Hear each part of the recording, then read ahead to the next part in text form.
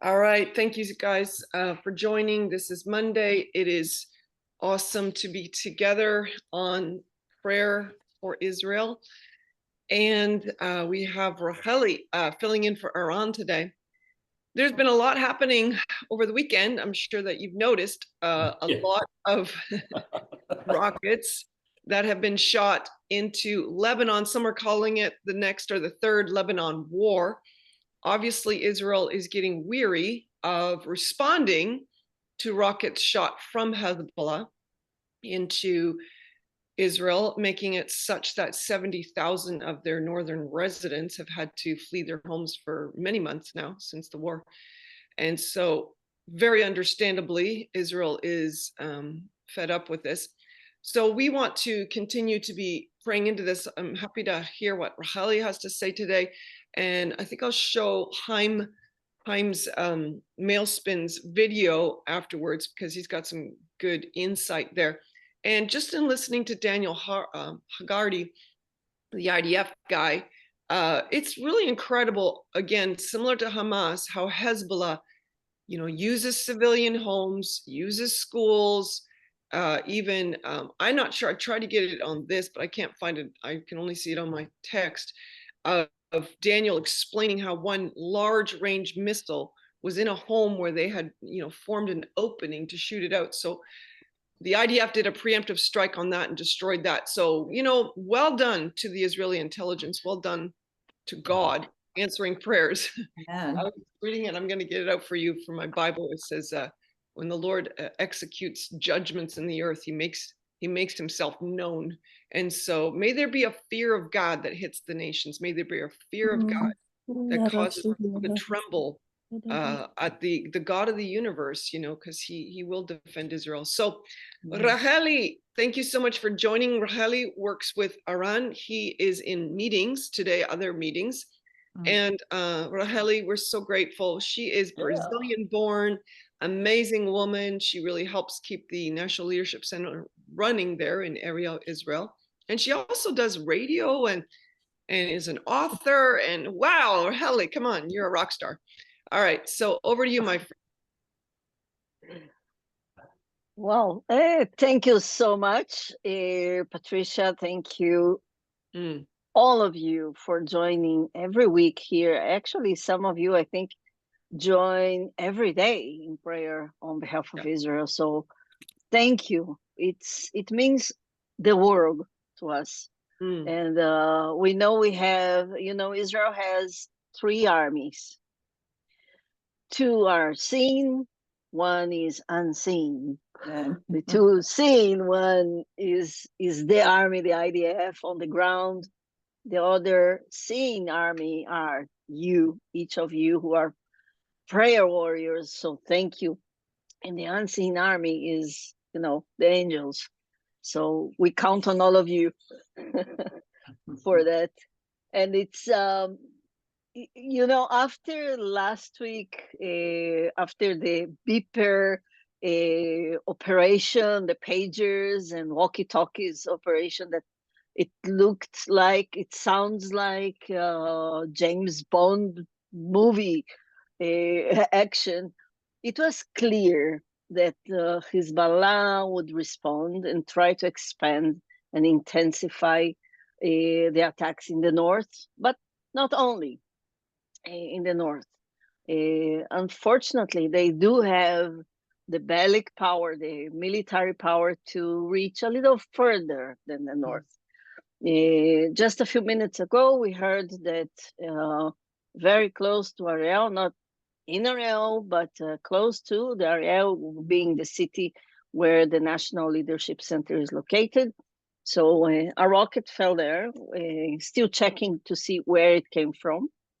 But Israel is under attack, and over the weekend, houses were burned. Probably Chaim Mailspin will show some of that in his video. But houses were directly hit by the rockets and missiles.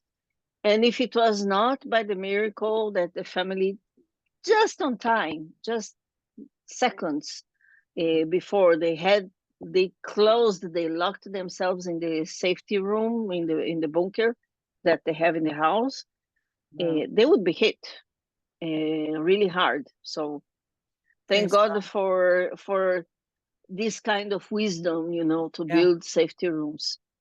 And today, it was being a radio host. I love to listen to radio, not only over the internet or podcasts or etc., but radio.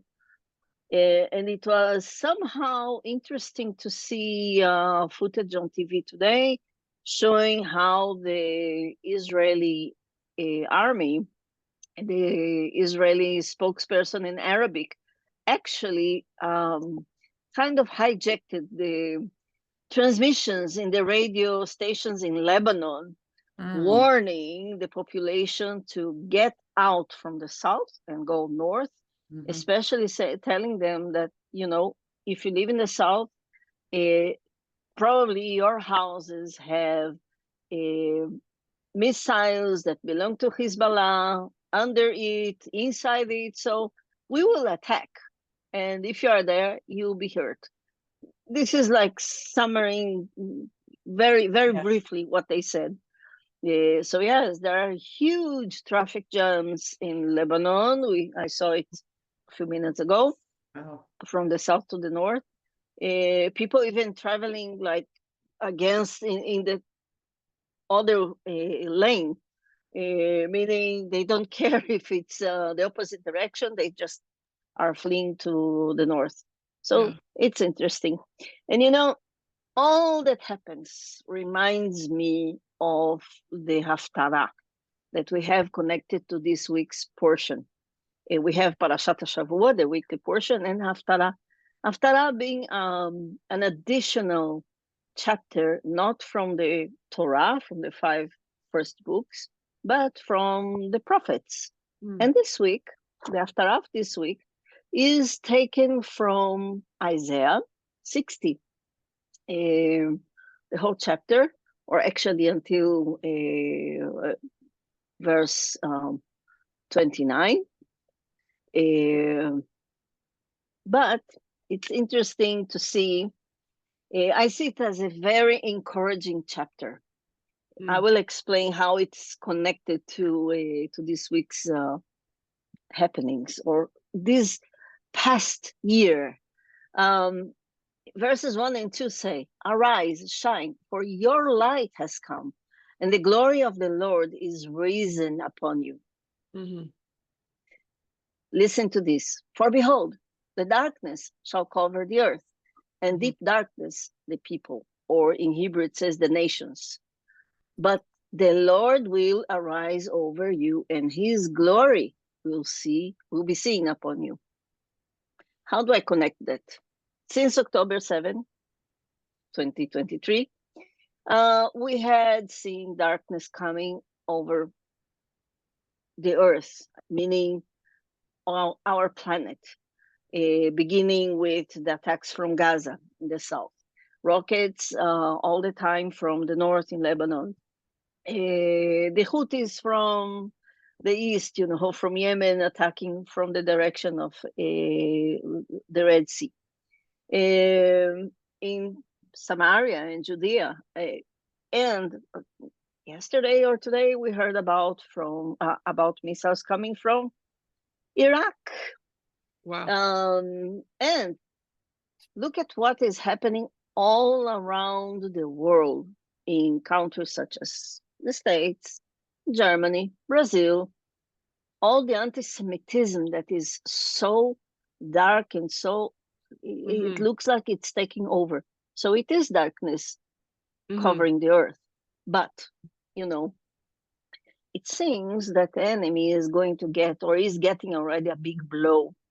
And I hope it really, intensifies. The rest of the chapter is very encouraging. I'll focus on verse 18. Listen to this. It's amazing. It's a promise, and it says violence. In Hebrew, the word violence in the Bible is Hamas. Right. Violence shall no longer be heard in in your land, neither wasting nor destruction within your borders, but you shall call your walls salvation and your gates praise. So I see this as a promise from God that no matter how we look at it, now it's, the emergency room in Rambam Hospital in Haifa is now in the parking lot underground, under many, many floors underground. I have a nephew who works there. She's a nurse, and she says it was very quick. We organized ourselves, and basically the emergency room and the maternity rooms and labor room, it's all underground now in the biggest hospital in the north. But no matter how we look at it, with all these fires going on in the north, the house is being hit. At the end, and even now, God is our Iron Dome, and He will prevail, and we will through Him, or because of Him. This is how I see this, the end to these 352 days of war and attacks from south, north, east, in the west, verbally in a way, in the media. It's another front. But, we worry, we are afraid, but we're not. We trust God. Wow. Rachely, that's so good. It's amazing. I just want to remind everyone that we have started a fast yesterday, by the way, September 22nd till October 12th for Israel, for the Jewish people. And we're throwing in there the American election, by the way. So thank you again for those that are joining. And please just consider, it's certainly not too late. You can jump in anytime, just to whatever capacity that you can, or ask God what to fast, how to fast, because I think that this is a real crucial timing that this is being orchestrated, this fast that God gave us. And we're fasting along with Lou Engel's crew as well, right? All of Lou Engel's guys are fasting with us, or we with them, whatever. So, Rachely, couple quick questions. Did you hear, there's this rumor that even the Jerusalem Post or JNS talked about the possibility that Sinwar was eliminated. Now, it's not verified. It's just that there was a strike on what was like where he was known to be in a bunker, and then they lost communication with him. A, I wanted to know if you heard anything about that, and B, was there? Do you know anything about Nazareth? Because Nazareth, I think, was also struck. Is that correct? Do you have any knowledge of that? And it's interesting what you're talking about, the bunkers and whatnot. I just read about one guy who said, I was 30 seconds and 3 centimeters away from dying because he just got into his bunker and his house was completely destroyed. So thank you, Lord, for protection. Again, our eyes are look upward. Did you guys hear that rumor about Sinwar, or no? Yes, we did. It's it's all over the news, and all the newscasts in Israel. They are speaking about that, but still not confirmed. The latest that we heard from about an hour ago is that there were a few bodies that were brought from Gaza. They cannot comment on when, who, and they cannot comment or confirm or unconfirm that one of them is Sinwar's. So we don't know. Right. When it's time to really know, we will. Nazareth. Yes, there was a rocket that fell there. All over the world, we saw a huge fire that was shown that it happened in Nazareth following the rocket. No, that is not true.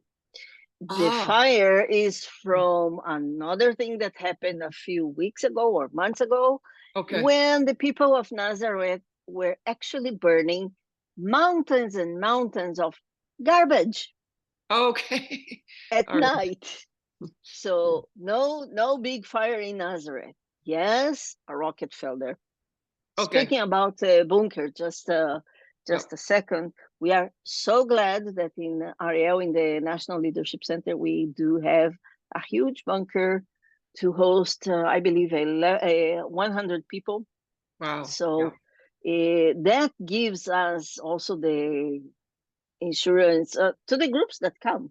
I think it was today or it will be tomorrow that we have groups still coming in spite of everything, Wow. especially groups from the police. And it's very important for us to see, it's very touching also, to see how the defense forces, being the army or the police or other parts of defense forces such as the Mossad, etc., how they come and are empowered to keep on doing their job. It's for us, it's very important. So also having the bunker there, so they can come if something happens. I don't think. I mean, I want to hope that nothing will happen, but just in case we do, and we'll keep on transforming lives and touching hearts. Amen. Amen. Wow. Wow. Wow. Wow. Thank you so much. That again is, please put it in the chat for us, Rachely, the National Leadership Center, how people can give or how people can support and even just know about it, because it is a place of light in the midst of a lot of darkness. This is what Rachely works with the National Leadership Center, Ariel, Israel, and just bringing a lot of amazing good. So what I want to do is just for a moment, because this is right there on the battlefront, let's watch a little bit of what Chaim has to say. Of this multi-front war. Let me tell you what the front lines here, there's a 7-front war going on, but according to Channel 13 Israel News, Third Lebanon War has begun. We have entered a new phase, and after the strikes, which not only destroyed 1,000 Hezbollah rockets all at once, and before a while ago we did 6,000 rockets, has taken out hundreds of launchers, but also, yes, you've heard it, Beirut, the capital of Lebanon, we struck it. F-35 fighter jets, God bless them, keep them safe. Mwah, some of my friends are pilots. Israel Air Force strikes Beirut and with 4 missiles, ba-boom, takes out Ibrahim Akil. 4 stories, 2 stories under, it's 2 stories underground. The head of the Radwan Force. Do you know what the Radwan Force is? They're trained in Syria. They're trained in the Syrian Civil War. They're trained in Afghanistan. They're trained by Iranian operatives in all kinds of tactics. They boast themselves as being the best in the whole Islamic world, pretty much. And this guy was Mr. Akil, was here to oversee, his whole job was to oversee the invasion of the Galilee. Now, my family lives in Galilee, and his whole job was to invade the Galilee. He's not going to do that. Well, I know that they still want to do that. Iran could also attack, according to Fox News. Iran could attack Israel in less than 24 hours. Iran's preparing a major military buildup. And of course, now obviously, we might have to put boots on the ground in Lebanon. Now, Hezbollah still has, even though the Beeper, one of the greatest preemptive precision strikes in history, well, at least in 50 years. Remember, 50 years ago was the Yom Kippur War, where we were able to precision strike the Egyptian Air Force. But let me tell you what, this is the greatest precision. I mean, targeting just the most evil terrorists that walk the face of this earth, and sending a message. I hope that they got the message that the beeper was sending, which is, don't be a terrorist. You can't attack the free world. You can't attack Israel and bomb kids in the Golan and get away with it. All right, so now that we've not only taken out, what is his name, Fuad Shukr, they had a bounty on his head for, I think it was $5 million. Well, guess what? Akil had a bounty of $7 million on his head by the United States for the crimes that he did. Well, he bombed a bunch of Marines. He caused, 100,000 Jewish people to be displaced from their homes. And so what's happening right now is, when we took out Ibrahim Akil, we sent a message to their entire force, which is almost just as strong as the whole beeper preemptive precision strike. You can't invade the Galilee. you will not carry out what you want to carry out, what you've been planning since what, the 80s, 1980, okay? You're not going to be able to do it. But here's what I'm seeing is the world's still not getting that Israel's the one standing against full apocalypse. You know, anarchists, radical jihadists. We're standing in the gap here. People aren't getting it in the West. They're busy. 124 nations are making a resolution in the UN against Israel being in the old city, you know, the city of David, where King David lived, the palace of David and Solomon, where the temple stood and all that we shouldn't be there at all. It's illegal for us to be in our capital. And Judea and Samaria. Jews are from Judea. That's how you get the word, you know. And they said you got to immediately remove 800,000 Jewish people from their homes. What is the UN and these 124 nations? What are they thinking? What I want to say is keep. You know, we are peacekeepers. That's what we are. We are this. You know, we are essentially peacemakers, and that's what we're supposed to be. You know, but you gotta stand up and stand in the gap. Peace doesn't just happen without you standing strong. Okay, and then I wanted to, God bless him, I can put it in the chat for you to finish that. And then thank you, Sarah, for this. Just a little bit from Daniel, because I thought he did a good job of explaining some things here. Hezbollah was preparing to fire towards Israeli territory. We began striking terrorist targets throughout Lebanon. The Hezbollah terrorist organization has been continuously launching attacks on Israeli civilians and has no plans to stop. This is southern Lebanon. There are dozens of Lebanese villages situated along approximately 80 kilometers of the border with Israel. For over 20 years, Hezbollah has deployed its arms inside homes and militarized civilian infrastructure. As a result, the Hezbollah terrorist organization has turned southern Lebanon into a battlefield. This is a village in southern Lebanon.